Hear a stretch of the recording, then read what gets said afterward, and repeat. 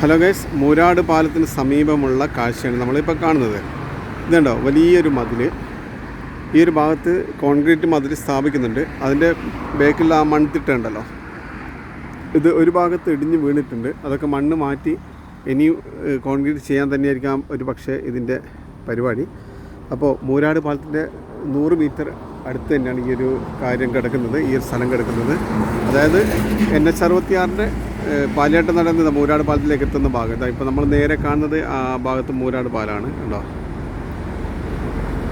അപ്പോൾ ഇതാണ് ഇവിടുത്തെ അവസ്ഥ.